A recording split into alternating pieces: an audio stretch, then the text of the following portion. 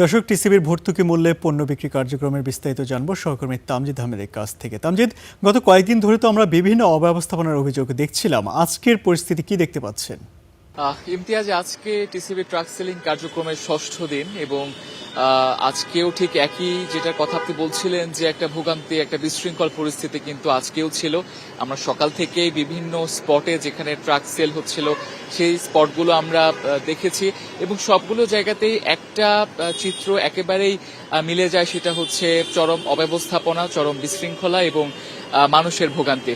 এখন বেলা ৩টা পার হয়েছে, বেলা বলা যায় ২টা থেকে আড়াইটার মধ্যেই বেশিরভাগ ট্রাকের বিক্রি কার্যক্রম শেষ হয়ে যায়।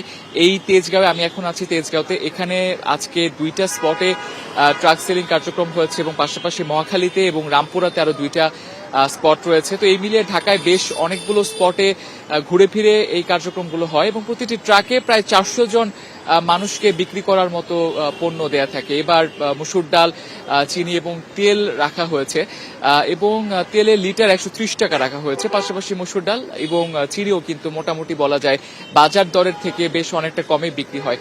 এই কারণে কিন্তু মানুষের একটা আগ্রহ থাকে বা নিম্ন আয়ের যে মানুষগুলো রয়েছে তাদের একটা চাহিদার জায়গাটা থাকে যে তারা ট্রাক সেলিং এর মাধ্যমে এই পণ্যগুলো নিয়ে থাকবে। তবে প্রত্যেকবারের মতো এবারেও সেই অব্যবস্থাপনা লক্ষ্য করা গিয়েছে।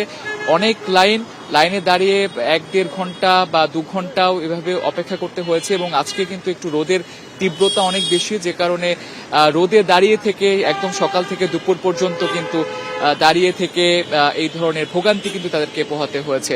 তো তাদের একটাই দাবি যে এই ধরনের বিশৃঙ্খল পরিস্থিতি যেন স্বাভাবিক হয়ে যায় এবং একসময় টিসিবি ট্রাক সেলের পাশাপাশি টিসিবি কার্ডের মাধ্যমে একটা নির্ধারিত পরিমাণ পণ্য প্রত্যেক মাসে দেয়া হতো, ওই কার্যক্রমটা আবারও পুনরায় চালু করার দাবি কিন্তু বেশিরভাগ ক্রেতা জানিয়েছে।